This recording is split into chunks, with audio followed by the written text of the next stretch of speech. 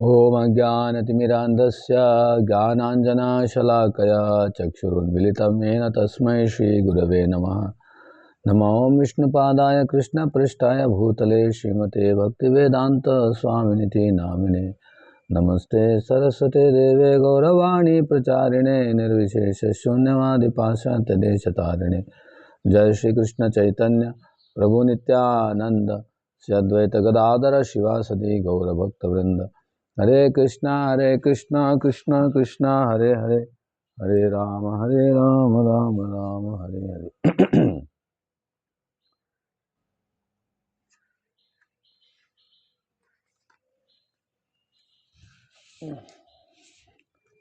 श्रीमद् भागवतम दशम स्कंद। ओम नमो भगवते वासुदेवाय, ओम नमो भगवते वासुदेवाय, ओम नमो भगवते वासुदेवाय।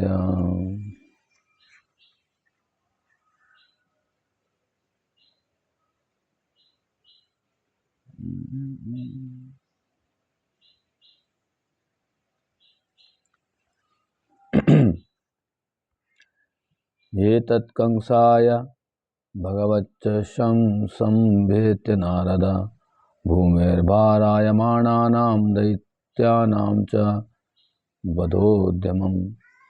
एक बार श्री नारद मुनि कंस के पास गए और उसे यह बताया कि पृथ्वी के अत्यंत भार रूप असुर व्यक्तियों का किस प्रकार वध किया जाने वाले हैं। इस तरह कंस अत्यधिक भय तथा संशय में पड़ गया।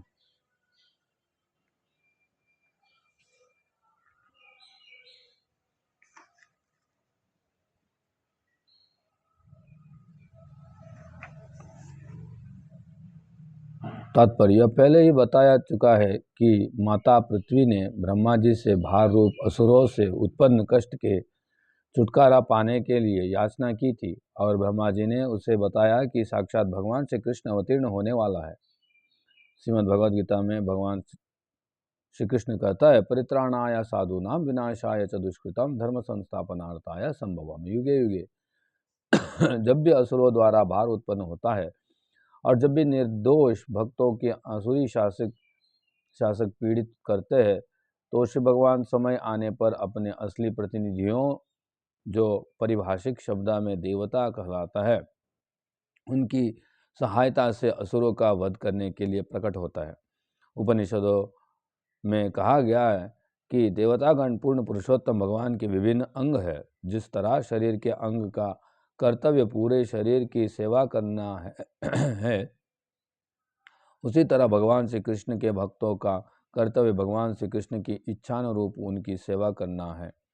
भगवान श्री कृष्ण का कार्य है असुरों का वध करना, अतएव भक्तों का भी यही कार्य होना चाहिए। किंतु कलयुग के लोग पतित है, अतः श्री चैतन्य महाप्रभु ने उन पर कृपा करके उन्हें मारने के लिए कोई हथियार ग्रहण नहीं किया। प्रत्युत कृष्ण भावनामृत का प्रसार करके उन्होंने उनकी बुरे आसुरी कृत्यों को मारना चाहा। कृष्ण भावनामृत आंदोलन का यही उद्देश्य है। जब तक इस पृथ्वी के ऊपर से असुरी कृत्यों का विनाश नहीं किया जाता, तब तक कोई सुखी नहीं रह सकता। बद्ध जीव के लिए पूरी योजना का वर्णन श्रीमद् भगवद गीता में किया है। मनुष्य को केवल उसका पालन करके सुखी बनना चाहिए। इसलिए श्री चैतन्य महाप्रभु ने संस्तुति की है, हरे नाम हरे नाम केवलम कलौ नास्तेव नास्तेव नास्तेव गतिरन्यथा। लोगों को चाहिए कि हरे कृष्ण मंत्र का निरंतर कीर्तन करे, तभी उनकी आसुरी प्रवृत्ति नष्ट होगी और वे उत्तम भक्त बन सकेंगे तथा इस जीवन में तथा अगले जीवन में सुखी रह सकेंगे। ऋषेर्विनिर्गम कंसो यदून्मत्वसुरानिति देवक्यगर्भसम्भूतं विष्णुं च स्ववधं प्रति देवकीं वसुदेवं च निगृह्य निगृहे जातमहं पुत्रं तयोरजनशंकया। ऋषि श्री नारद मुनि के विनिर्गम जानकारी देने के बाद चले जाने पर कंस ने यदून समस्त यदुवंशियों को मत्वा सोचकर सुरान देवता के रूप में इति इस तरह देवक्याः देवकी के गर्भ संभूतम गर्भ से उत्पन्न संताने विष्णु श्री विष्णु के रूप में स्वीकार करते हुए जा तथा स्ववधम प्रति श्री विष्णु से अपनी मृत्यु के भय से देवकीम देवकी को वसुदेवम च तथा उनके पति वसुदेव को निगृह बंदी बनाकर निगढ़ई लोहे की झांझरों से गृह घर पर ही जातम एक के बाद एक उत्पन्न होने वाले अहन मार डाला पुत्रों को तयो वसुदेव तथा देवकी के अजन संख्या इस भय से कि वे श्री विष्णु न हो। श्री नारद मुनि के चले जाने पर कंस ने सोचा कि यदुवंश के सारे सदस्य देवताओं है और देवकी के गर्भ में जन्म लेने वाली कोई भी संतान श्री विष्णु हो सकते। अतः अपनी मृत्यु के भय से कंस ने वसुदेव तथा देवकी को बंदी बना लिया और उनके लोहे की झांझरें डाल दी।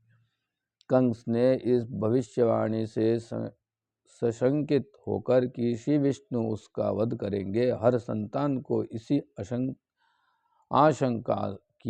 आशंका से कि वह कहीं श्री विष्णु ना हो, एक एक करके मार डाला। तात्पर्य, इस श्लोक की टीका करते हुए शिला जीव गोस्वामी ने उल्लेख किया है कि नारद मुनि न कंस को यह जानकारी कैसे दी। यह घटना हरिवंश में वर्णित है। दैवयोग से श्री नारद मुनि कंस को मिलने गए तो कंस ने उनका अच्छा स्वागत किया, इसलिए नारद मुनि ने उसे बताया कि देवकी का कोई भी एक पुत्र श्री विष्णु हो सकता, क्योंकि कंस का वध श्री विष्णु द्वारा होना था। इसलिए श्री नारद मुनि ने सलाह दी कि देवकी के किसी भी पुत्र को जीवित न छोड़ा जाए। श्री नारद मुनि का उद्देश्य यह था कि इन संतानों की हत्या करने से कंस के पाप कर्म बढ़ेंगे, जिससे शीघ्र ही उसे मारने के लिए भगवान श्री कृष्ण अवतीर्ण होंगे। श्री नारद मुनि से आदेश पाकर कंस ने एक एक करके देवकी के सारे पुत्रों को मार डाला। अजन संख्या शब्द सूचित करता है कि भगवान श्री विष्णु कभी जन्म नहीं लेते। अजन अतः भगवान श्री कृष्ण के रूप में उन्होंने सामान्य मनुष्य की तरह जन्म लिया। मानुषिम तनुमाश्रितम, कंस ने देवकी तथा वसुदेव से उत्पन्न सारे शिशुओं को मारने का प्रयास किया। यद्यपि वह जानता था कि यदि भगवान श्री विष्णु प्रकट हुए तो उनका वध नहीं हो सकता। वास्तव में हुआ भी ऐसे कि जब श्री विष्णु भगवान श्री कृष्ण के रूप में प्रकट हुए तो कंस उन्हें मार नहीं पाया। प्रत्युत भविष्यवाणी के अनुसार वही उनके द्वारा मारा गया। यह सच्चाई जान लेनी चाहिए कि भगवान श्री कृष्ण का जन्म दिव्य विधि से होता है और वे असुरों के मारने के लिए लीला करता है, किंतु उनका वध नहीं किया जा सकता। जब मनुष्य शास्त्रों के माध्यम से भगवान श्री कृष्ण को इस तरह समझ लेता है तो वह अमर हो जाता है। जैसे किसी भगवान की श्रीमद् भगवद गीता में कहा है, जन्म कर्म च मे दिव्यम एवं यो वेति तत्वता त्यक्त्वा देह पुनर्जन्म नैति मामेति सोऽर्जुन। हे अर्जुन, जो मेरे प्रादुर्भाव तथा कार्यों की दिव्य प्रकृति को जानता है, वह देह त्यागेना के बाद इस भौतिक संसार में फिर से जन्म नहीं लेता, अपितु मेरे धाम को प्राप्त होता है। मातरम पितरम भ्रातॄन् सर्वोच्च सुहृदस्तथा घ्नन्ति ह्यश्रुतोपो लुब्धा राजन प्रयशो भुवि। मातरम माता को, पितरम पिता को, भ्रातृन भाइयों को, सर्वांचा सबको, सहृदय मित्रगण तथा भी घ्नन्ति मारते हैं, ही निस्संदेह असुतृपः जो अपनी इंद्रियों के लिए अन्यों से ईर्ष्या करता है, लुब्धाः लालची, राजन ऐसे राजा, प्रायशः प्राय भुवि पृथ्वी पर, इस पृथ्वी पर इंद्र तृप्ति के लालची राजा प्राय सदा अपने शत्रुओं का अंधाधुंधा वध करते हैं। वे अपने सनक की पूर्ति के लिए किसी का भी, या तक कि अपनी माता पिता भाइयों या मित्रों का भी वध कर सकते हैं। भारत के इतिहास में हम पाते हैं कि औरंगजेब ने अपनी राजनीतिक महत्वाकांक्षाओं की पूर्ति के लिए अपने भाई तथा भतीजों को मार डाला और अपने पिता को बंदी बना लिया। इस तरह के अनेक दृष्टांत मिलते हैं और कंस ऐसे ही राजा था। कंस को अपने भांजों को मारने तथा अपनी बहन तथा पिता को बंदी बनाने में तनिक भी हिचकिचाहट नहीं हुए। असुरों के लिए ऐसा कार्य करना कोई आश्चर्य की बात नहीं है। यद्यपि कंस असुर था, किंतु उसे पता था कि श्री विष्णु का वध नहीं किया जा सकता और इस तरह उसे मोक्ष प्राप्त हुआ। भगवान श्री विष्णु के कार्यों की थोड़ी सी भी जानकारी से मोक्ष मिल सकती है। कंस भगवान श्री कृष्ण के विषय में थोड़ा बहुत जानता था कि उनका वध नहीं किया जा सकता। अतः श्री विष्णु या भगवान श्री कृष्ण को अपना शत्रु मानते हुए भी उसे मोक्ष मिल गया। भला जो व्यक्ति श्रीमद् भगवद गीता जैसे शास्त्रों के विवरणों द्वारा भगवान श्री कृष्ण को पूरी तरह जानता है, उसके बारे में क्या कहा जाए। अतः हर एक व्यक्ति का कर्तव्य है कि वह श्रीमद् भगवद गीता पढ़े और भगवान श्री कृष्ण को पूरी तरह समझे। इससे उसका जीवन सफल हो सकेगा। आत्मानमेव संजातं जानन् प्राग्विष्णुना हतं महासुरं कालनेमि यदुविश्वाव्यरुधयत्। आत्मानं स्वयं यह इस संसार में संजातम पुनः जन्म लेकर जानन भली भांति जानते हुए प्राग इस जन्म के पूर्व विष्णुना भगवान श्री विष्णु द्वारा हतम मारा गया था। महाअसुरम बड़े असुर कालनेमी को यदुवंश के सदस्यों के साथ उस कंस ने व्यरुधयत शत्रुवत व्यवहार किया। पूर्व जन्म में कंस कालनेमी नाम का महान असुर था और श्री विष्णु द्वारा मारा गया था। श्री नारद मुनि से यह जानकर कंस यदुवंश से संबंधित हर किसी से द्वेष करने लगा। तात्पर्य, जो व्यक्ति राक्षस होता है और पूर्ण पुरुषोत्तम भगवान की शत्रु होता है वे असुर कहलाता है। जैसे कि श्रीमद् भगवद गीता में कहा गया है, पूर्ण पुरुषोत्तम भगवान के प्रति शत्रुता करने असुरगण जन्म जन्मांतर असुर परिवारों में जन्म लेता है और घोर अंधकारमय नरक को जाता है। अग्रसेनम च पितरम यदोभोज अंधकाधिपम स्वयं निग्रह बुभुजे शूरसेनान महाबलः। अग्रसेन को च तथा पितरम अपने पिता को यदुवंशी भोज वंशी अंधक वंशी अधिपम राजा को स्वयं निगृह्य दमन करके बुभुजे भोग किया। शूरसेन कहलाने वाले समस्त राज्य महाबला अत्यंत बलशाली कंस ने अग्रसेन के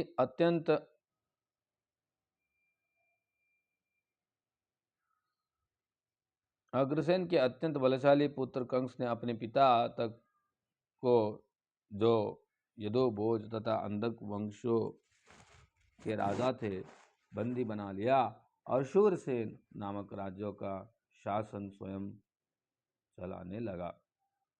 तात्पर्य, शूरसेन नामक राज्यों के अंतर्गत मथुरा भी सम्मिलित था। इस अध्याय के लिए अतिरिक्त टिप्पणियां हैं, उसको हम लोग थोड़ा श्रवण करेंगे।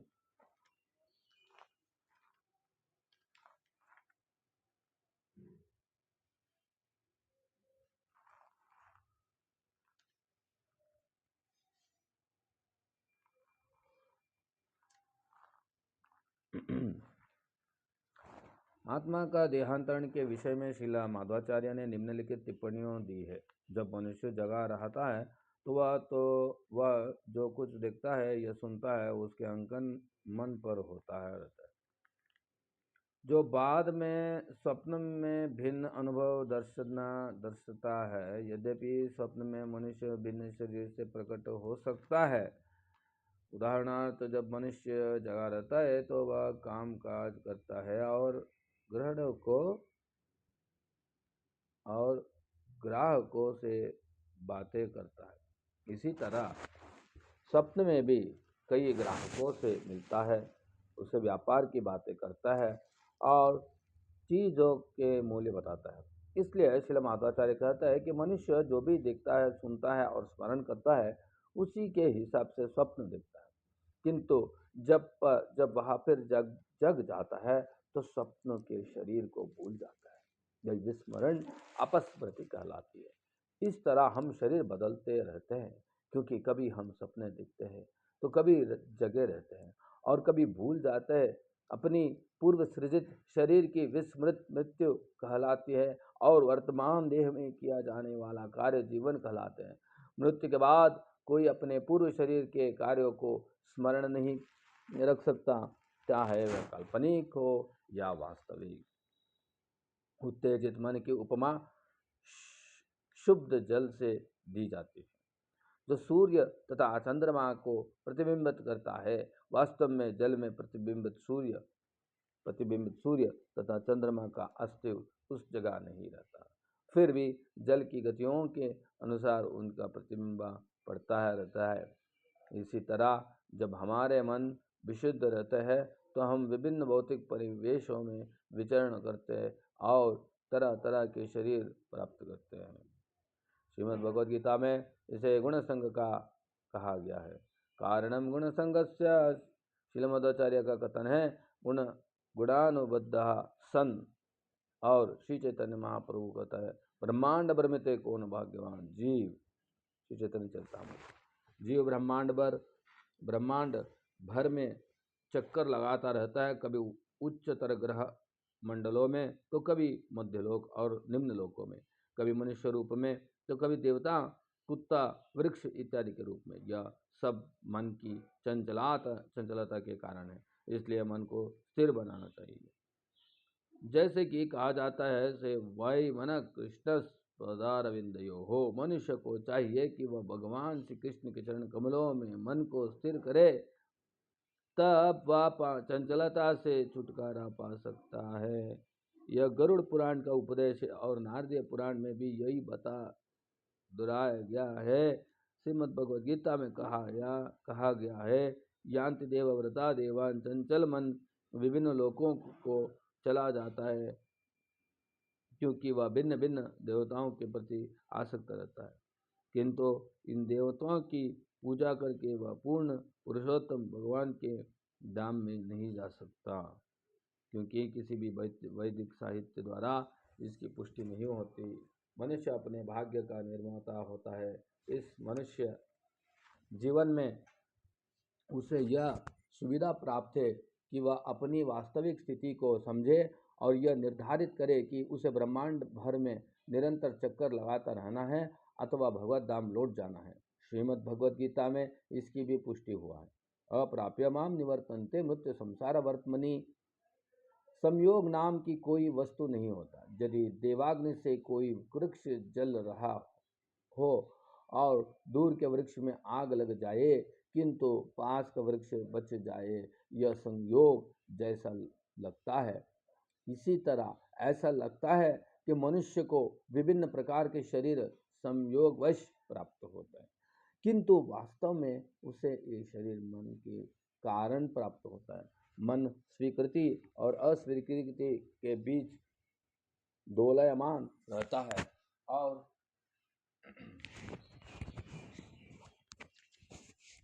और मन द्वारा इस स्वीकृति अस्वीकृति के अनुसार ही हमें विभिन्न प्रकार के शरीर प्राप्त होता है।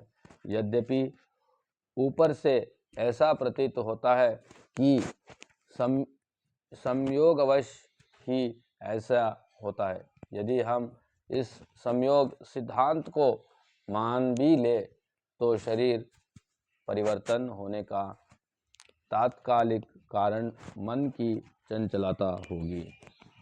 अंश के संबंध में टिप्पणी इस अध्याय में वर्णन हुआ है कि भगवान श्री कृष्ण अंशेन अर्थात अपने अंशों के साथ या आंशिक अभिव्यक्ति के साथ प्रकट हुए। इस संबंध में श्रीधर स्वामी कहलाता है कि भगवान श्री कृष्ण 100% भगवान है। कृष्णस्तु भगवान स्वयं। यह तो हमारी अपूर्णता है कि हम भगवान श्री कृष्ण को पूर्ण रूपेण समझ नहीं पाते। अतः इस धरा पर उपस्थित होकर भगवान श्री कृष्ण ने जो कुछ भी प्रदर्शित किया वह उनके ऐश्वर्य की आंशिक अभिव्यक्ति थी। पुनः भगवान श्री कृष्ण अपने स्वांश पूर्ण विस्तार श्री बलदेव के साथ प्रकट हुए। फिर भी भगवान श्री कृष्ण पूर्ण हैं, उनके अंश रूप में प्रकट होने का प्रश्न ही नहीं उठता। वैष्णव तोषणी में श्रील सनातन गोस्वामी कहता है कि यदि हम यह मान ले कि भगवान श्री कृष्ण आंशिक रूप में प्रकट हुए तो कृष्णस्थ भगवान स्वयं, यह कथन झूठा पड़ जाएगा। श्रील जीव गोस्वामी कहता है कि अंशेन शब्द का अर्थ यह है कि भगवान श्री कृष्ण अपने समस्त पूर्ण विस्तारों समेत प्रकट हुए। अंशेन विष्णु शब्दों का अर्थ यह नहीं है कि भगवान श्री कृष्ण भगवान श्री विष्णु के आंशिक प्रतिनिधि है। प्रत्युत भगवान श्री कृष्ण पूर्ण रूप में प्रकट हुए और वे वैकुंठ लोकों में अपने आप को अंशतः प्रकट करते हैं। दूसरे शब्दों में भगवान श्री विष्णु भगवान श्री कृष्ण का आंशिक अभिव्यक्ति है, भगवान श्री कृष्ण उनके नहीं। श्री चैतन्य चरितामृत आदि लीला अध्याय 4 में इसकी स्पष्ट व्याख्या की गई है। श्रील विश्वनाथ चक्रवर्ती ठाकुर की भी टिप्पणी है कि भगवान श्री कृष्ण का पूर्णतया वर्णन कोई नहीं कर सकता। श्रीमद् भागवतम में हमें जो भी वर्णन मिलता है वह भगवान श्री कृष्ण का आंशिक विवेचन है। सारांश यह है कि अंशेन शब्द सूचित करता है कि भगवान श्री विष्णु भगवान श्री कृष्ण की आंशिक अभिव्यक्ति है, न कि श्री कृष्ण श्री विष्णु की। शील सनातन गोस्वामी ने वैष्णव तोषणी में धर्मशीलस्य शब्द की व्याख्या की है। धर्मशील का असली अर्थ है विशुद्ध भक्त। असली धर्म तो पूर्णतया भगवान श्री कृष्ण की शरण में जाना है। स्वधर्म सर्वधर्म परित्यज्य मामेकम शरणम व्रजा। जो पूर्णतया भगवान श्री कृष्ण का शरणागत हो गया है वही वास्तव में धर्मशील है। ऐसे ही एक धर्मशील थे महाराज परीक्षित। जो भी व्यक्ति अन्य सारे धर्मों को त्याग कर श्री भगवान की चरण कमलों की शरण ग्रहण करने की सिद्धांत का पालन करता है वही वास्तविक धर्मशील है। निवृत्तस्य शब्द ऐसे व्यक्ति को द्योतक है जो सारी भौतिक इच्छाओं से रहित है, सर्व उपाधि विनिर्मुक्तम।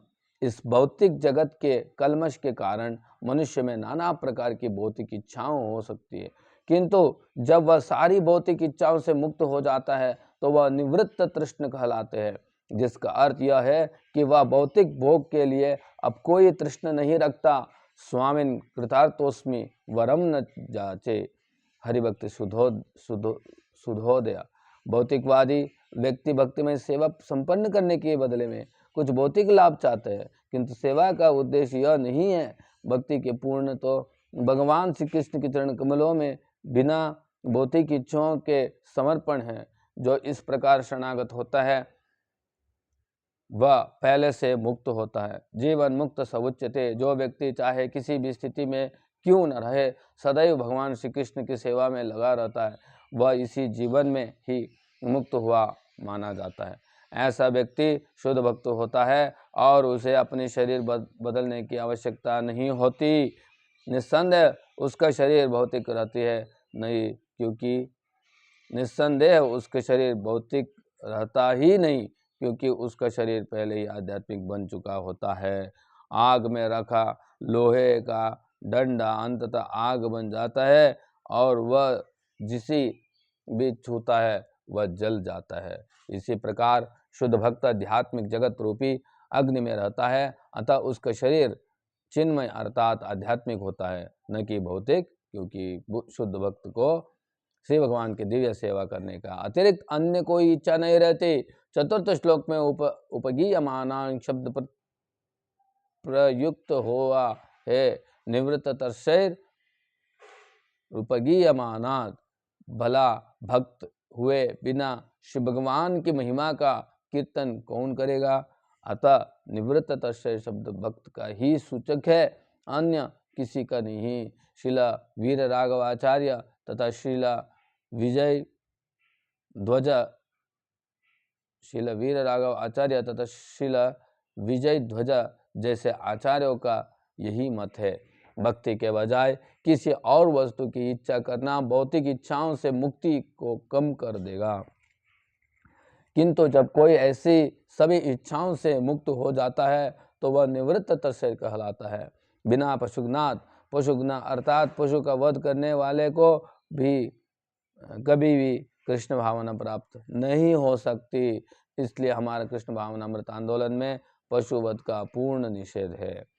उत्तम श्लोक गुणानुवादात, उत्तम श्लोक का अर्थ है उत्तम, उत्तमों में सर्वश्रेष्ठ। श्री भगवान सभी परिस्थितियों में उत्तम है, यही उनकी सहज ख्याति है। उनकी अच्छाई उत्तमता असीम है और वे इसका उपयोग असीमित रूप में करते हैं। कभी कभी भक्त को भी उत्तम श्लोक कहा जाता है, जिसका अर्थ यह होता है कि वह पूर्ण पुरुषोत्तम भगवान या उनके भक्तों का गुणानुवाद करने के लिए उत्सुक रहते हैं। श्री भगवान का गुणानुवाद तथा उनके भक्तों का गुणानुवाद एक ही है, अथवा भक्त का गुणानुवाद श्री भगवान के प्रत्यक्ष गुणानुवाद से भी अधिक महत्वपूर्ण है। श्रील नरोत्तम दास ठाकुर ने इस तथ्य की व्याख्या की है। छड़ीय वैष्णव सेवा निस्तारा पाए चे के बा। भगवान श्री कृष्ण का भक्ति की सच्चे मन से सेवा किए बिना मनुष्य भौतिक कलमश से मुक्त नहीं हो सकता। बहुऔषधात् शब्द का अर्थ है सार्वत्रिक औषधि से पवित्र नाम का कीर्तन तथा श्री भगवान का गुणानुवाद। यह भक्तिवादी जीवन के कष्टों की रामबाण औषधि यहाँ है। जो लोग इस भौतिक जगत से मुक्त होना चाहता है वह मुमुक्ष कहलाता है। ऐसे लोग भौतिकवादी जीवन के कष्टों का समझते हैं और वे श्री भगवान के कार्यकलापों को गुणानुवादात करके इस कष्टों से छुटकारा पा सकता है। श्री भगवान वाच। श्री भगवान के नाम यश, रूप, गुण तथा साज, समान, विषयक, दिव्य ध्वनियों श्री भगवान से अभिन्न होता है। इसलिए श्री भगवान के गुणानुवाद और नाम की ध्वनि कानों को भाने वाली होती है और भक्त श्री भगवान के नाम, रूप तथा गुण की परम प्रकृति को समझकर हर्षित होता है। यह तक कि जो भक्त नहीं है वे भी श्री भगवान की दिव्य कार्यकलापों की मोहक कथाओं का आनंद लेते हैं। यह तक कि ऐसे सामान्य व्यक्ति जो कृष्ण भावनामृत में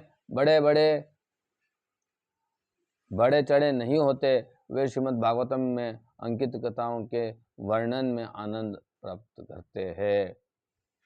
जब कोई भौतिकवादी व्यक्ति इस तरह से शुद्ध हो जाता है तो वह श्री भगवान की महिमा सुनने और कीर्तन करने में लग जाते हैं, क्योंकि श्री भगवान की लीलाओं की गुणानुवाद भक्त के कानों तथा हृदय के लिए अत्यंत आनंददायक होता है। अतः यह एक साथ साधन तथा साध्य दोनों बन जाता है। इसमें 3 प्रकार के लोग हैं, वे जो मुक्त है, वे जो मुक्ति के लिए प्रयास कर रहे हैं तथा वे जो इंद्रिय भोग में लिप्त है। इन तीनों में से मुक्त लोग श्री भगवान के नाम का कीर्तन तथा श्रवण करते हैं, क्योंकि वे भली भांति जानती है कि केवल श्री भगवान के गुणानुवाद से ही दिव्य पद पर रह जा सकते हैं। दूसरे प्रकार के लोग जो मुक्ति पाने का प्रयास कर रहे हैं, वे भगवान नाम कीर्तन तथा श्रवण को मुक्ति की विधि मानते हैं, अतः उन्हें भी इस कीर्तन में दिव्य आनंद मिलता है। जहाँ तक कर्मियों तथा विषय लोगों की बात है, वे भी श्री भगवान की लीलाओं यथा कुरुक्षेत्र में श्री भगवान द्वारा युद्ध करना तथा वृंदावन में गोपियों के साथ नृत्य की बातों को सुनने में आनंद ले सकता है। हरे कृष्णा कृष्ण कृष्ण हरे हरे, हरे राम राम राम हरे हरे।